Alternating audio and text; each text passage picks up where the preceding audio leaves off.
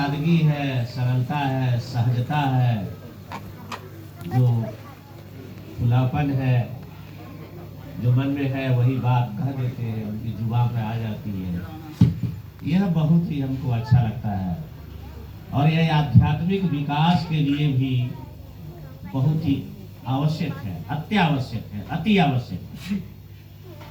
बाबा ने एक बार कहा कि कैसे जानोगे कि कौन सबसे बड़ा भक्त है। बाबा ने ये पूछा। लाइट बोर्ड में बाबा रहते थे, बहुत सारा हंसी मजाक क्लासिकल जोक चलता रहता था, क्लासिक जोक चलता ही रहता था। तो बाबा ने कहा कैसे पहचानोगे जी कि कौन बड़ा भक्त है। बहुत सारे लोगों ने अलग अलग अपना उत्तर दिया, जवाब दिया। बाबा ने लास्ट में कहा, पढ़ने से बाबा ने फिर जवाब दिया कि देखो जी, जिसका हृदय जितना सरल है, जिसका हृदय जितना सरल है उतना ही वो बड़ा भक्त है। सरल माने क्या? आप जो जीवन वेद की किताब है पढ़े होंगे या नहीं तो फिर पढ़िएगा, जिसमें लास्ट जो चैप्टर है ईश्वर प्रणिधान नियम साधना का, नियम साधना का जो सबसे लास्ट अंग है, शौच, संतोष, तपः, स्वाध्याय और ईश्वर प्रणिधान। ईश्वर प्रणिधान में बाबा लिखते हैं कि देखो, जब बृहद की भावना हम लेते हैं इष्ट मंत्र के माध्यम से, तो धीरे धीरे धीरे धीरे हमारे मन में ऋजुता आ जाती है। ऋजुता, ऋजुता माने क्या? ऋजुता का भाव फिर बाबा बताते हैं कि मन बड़ा ही सरल हो जाता है। एक लाइन में, एक पंक्ति में वह बहने लगता है। इसका भाव क्या है?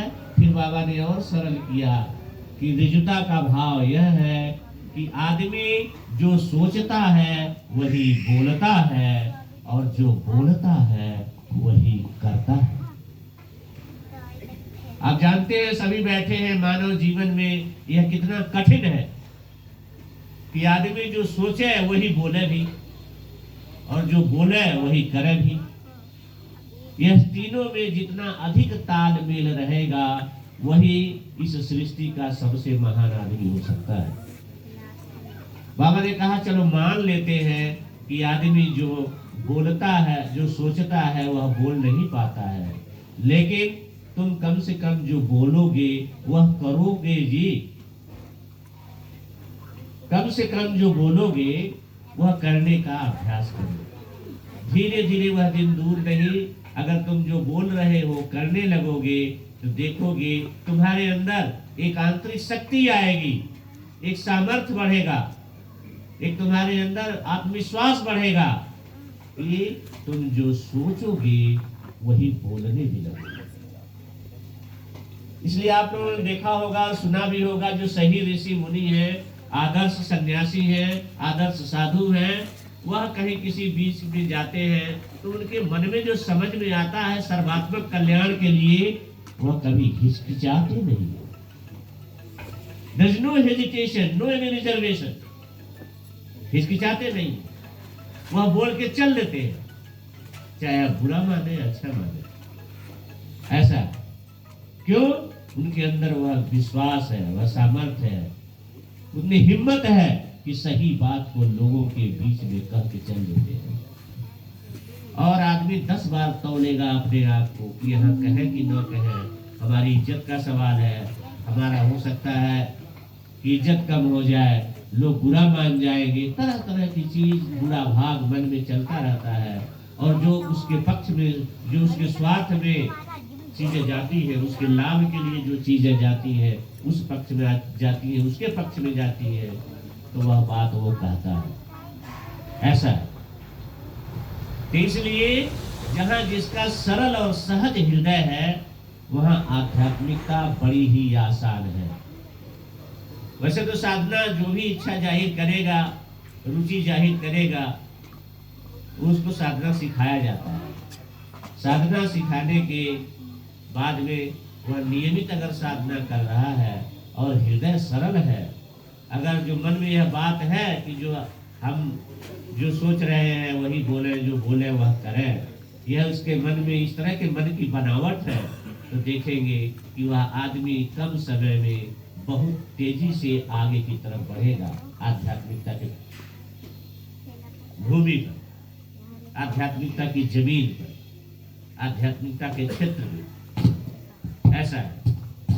और सच पूछिए तो दुनिया की सारी साधनाएं दुनिया में, उसे बाबा ने कहा है कि इस पृथ्वी ग्रह का जो बेस्ट साधना पद्धति थी वह हमने तुम लोगों को दे दिया है। द बेस्ट साधना पद्धति, meditation process, I have given to you all. Baba light mode में थे, बड़ा मुस्कुरा रहे थे, बोले कि देखो जी, हम यहाँ अपने चेले बनाने नहीं जाने, आदर्श मनुष्य का निर्माण, चेले बनाने नहीं। इसलिए आम आदमी को, आम गुरु को थोड़ा सा डर रहता है कि हो सकता है कि कहीं अच्छी चीज दिख जाए तो हमारा चेला या खूंटा छोड़ के दूसरे खूंटे से बढ़ जाए, दूसरे जगह चला जाए। लेकिन जो इस सृष्टि के सृष्टा हैं बाबा आनंद मूर्ति, उनको किस चीज का है? उनके अंदर तो सारी ये सृष्टि समाई हुई है। बाबा कहते हैं, I have given you the best meditation process to you all. फिर कहते हैं बाबा थोड़ा देर पॉज के बाद में कि देखो जी, कि अगर जो साधना पद्धति हमने दिया है, इससे अच्छी अगर साधना की पद्धति, इससे अच्छा दर्शन अगर इस पृथ्वी पर कोई दे दिया तो मुझे इतना टाइम लगेगा। देखिए टाइम, बाबा बोले मुझे इतना ही टाइम लगेगा, उससे भी अच्छा दर्शन मैं दूंगा। It will take you micro second, मैं उससे अच्छा दे दूंगा। ये तो बड़े हंसने वाली बात है। आप सच बुझिए तो जिसके अंदर पूरी सृष्टि समाई हुई है वह सृष्टा है। इस सृष्टि के दो ही चीजें हैं, सृष्टा हैं, वह जनक है, उन्होंने ही इस सृष्टि को बनाई है। तो सृष्टि के रूप में भी वही हर जगह विराजमान है।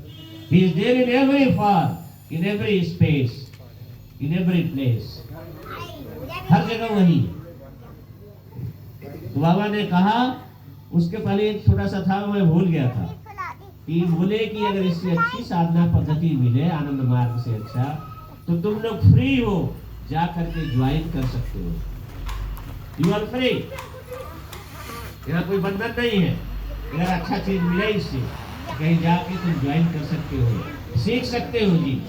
फिर उसके बाद बाबा बोला कि हमको इतना ही समय लगेगा कि हम उससे बेहतर, अगर कोई आनंद मार्ग से बेहतर दर्शन आ गया इस पृथ्वी पर, तो मुझको माइक्रो सेकेंड लगेगा और मैं इस पृथ्वी के लिए देखूंगा। ऐसा है। तो हम लोग बड़े सौभाग्यशाली हैं।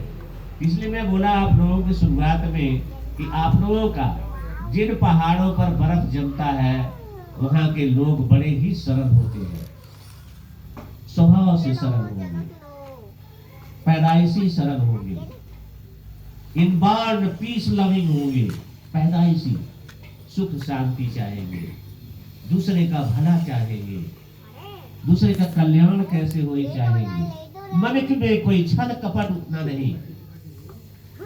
ऐसा सरल है, मन सरल है।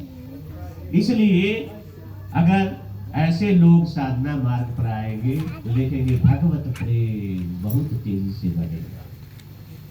और जीवन का जो मूल उद्देश्य है वह यही है।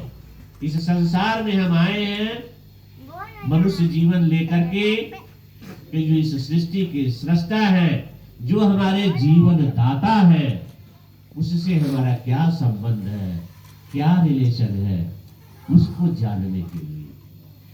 जीव का शिव से क्या संबंध है, उसको जानने के लिए। ऐसा कैसे जीव का शिव से परम मिलन होगा, वह विद्या जानने के लिए। वो बड़े सौभाग्यशाली हैं जिनको यह विद्या मिल गई है आनंद मार्ग में, चाहे जैसे भी मिली हो।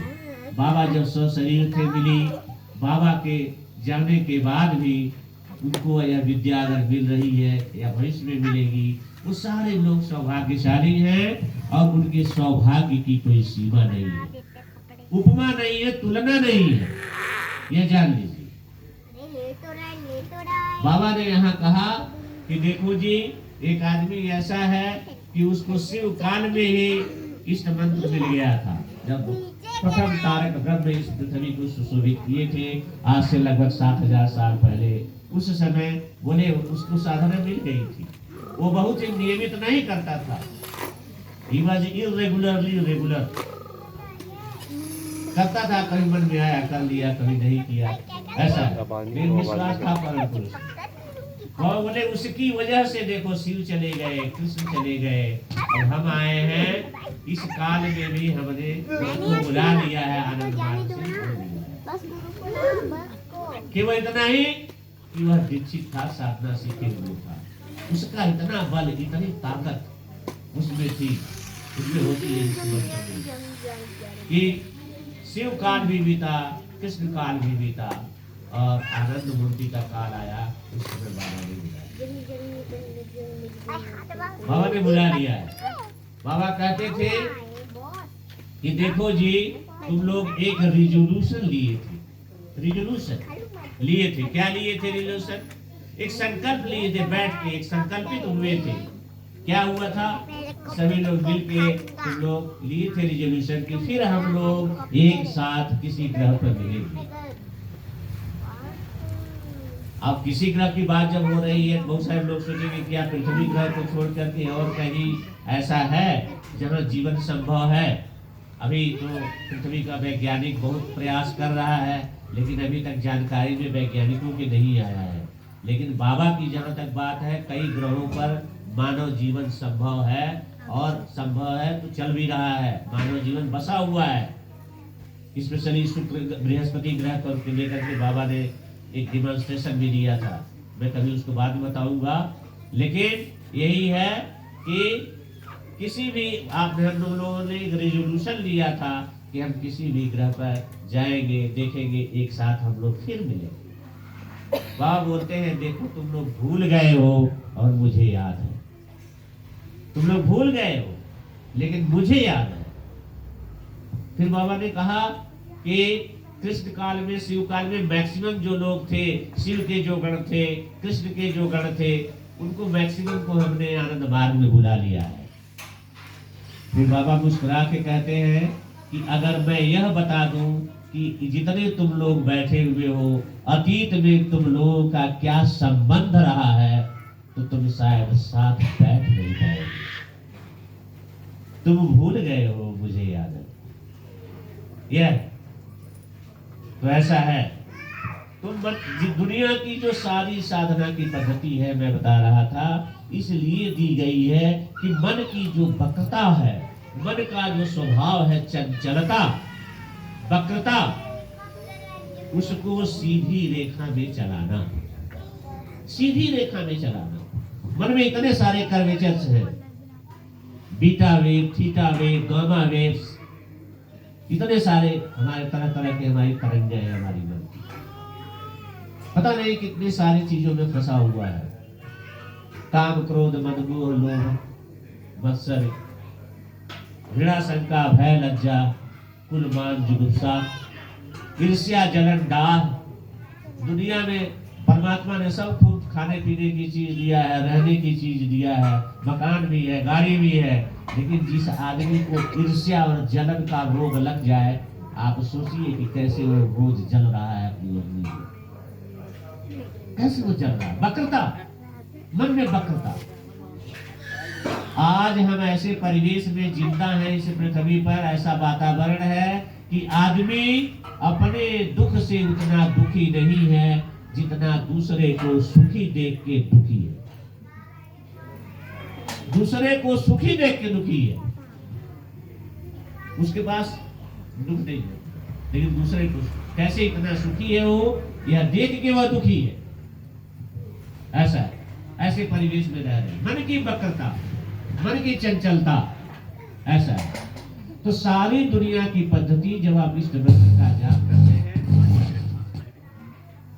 क्योंकि हम बृहद की भावना लेते हैं इष्ट मंत्र में, धीरे धीरे धीरे मन बृहद से बृहत्तर होता जाता है, और देखते हैं कि हमारी चंचलता और मन की जो वक्रता है वह धीरे धीरे कम होने लगती है, और मन एक दिन सरल रेखा में चलने लगता है। जितनी वक्रता है, जितना भी कर्वेचर है, वह इस संसार में है। आध्यात्मिक तरंगों में कोई भी वक्रता नहीं होती है, वो स्ट्रेट लाइन है। आप देखते हैं बहुत सारे लोग अनुभव किए होंगे साधना मार्ग में कि साधना करते करते अगर कुछ क्षण के लिए, कुछ सेकंड के लिए भी मन में अगर सरलीकरण आ गया, मन सरल रेखा पर चलने लगा, तो आपका मन परमात्मा का मिल के एक हो जाता है और आदमी समाधि में चला जाता है। आप देखते कितना अच्छा लगने लगता है। बहुत जरूरी काम रहता होगा, लगता है कि काम है, निकलना है, उठना है, जाना है, अटेंड करना है, लेकिन ऐसा आध्यात्मिक तरंग घनीभूत रहती है कि लगता है कि थोड़ा सा और कर ले, थोड़ा सा और कर ले, ऐसे मन में भाव आता है, अच्छा लगता है आपको। You feel so well being, so soothing, so refreshing. ऐसा रहता है प्रभु की कृपा साधना के माध्यम से। तो इससे आपका मन से सरल से और सरल होता जाता है। और बाबा ने ये भी कहा कि इसकी वजह से दुनिया की जितनी भी समाधि है, जितना भी कहा जाएगा अकल्ट पावर है, रिद्धि सिद्धि है, सब तुम्हारे जाने अनजाने तुम्हारे जीवन में उसका विकास होने लगेगा, सब विकसित होगा, जाने अनजाने सब तुमको मिलेगा। लेकिन वह तुम्हारा उद्देश्य नहीं है कि रिद्धि सिद्धि प्राप्त करने के लिए मेडिटेशन करना। जाने अनजाने तुम आध्यात्मिक पथ पर चल रहे हो तो उसका आना सरल, उसका संभव है, लेकिन यह सोच के साधना नहीं करना है कि हमें रिद्धि और सिद्धि चाहिए, तो मिलता रहे, उसकी परवाह नहीं करनी है। बाबा तो यहाँ तक कह दिए कि देखो जी, रिद्धि और सिद्धि जब तुम चलते हो ना रास्ते पर, तो तुम्हारे पांव में, तलवे में जो धूल लग जाती है, उस धूल के बराबर है। ये रास्ते की धूल है, धूल है, इसलिए इसकी परवाह नहीं करनी है। जो बताया गया है उसको साधना हमें करते रहेंगे, चलते रहेंगे। इसलिए आप लोगों से निवेदन है, जो आज का संयम का टॉपिक था कि संयम कैसे आता है, हमारे जो कर्मेंद्रिय हैं और ज्ञानेंद्रिय हैं, इन्हीं के माध्यम से 5 जो तरंगे हैं, हमारी इंफ्लुएंसेज हैं, जो शब्द, स्पर्श, रूप, रस, गंध, इसके माध्यम से हम देखते हैं कि हमारे कर्मेंद्रियां और ज्ञानेंद्रियां इस संसार से जुड़ी हुई हैं, इसी से जुड़ी हुई है 5 तरंगों के माध्यम से, इसी से जुड़ी हुई है। इसलिए संयम भी कहाँ है, सबका एक ही साधे सब सदे, सब साधे सब जाए। ये साधना मार्ग ऐसा अनूठा मार्ग है, ऐसा निराला मार्ग है, देखेंगे नियमित साधना होती रहेगी तो आपको संयम का विकास भी होगा।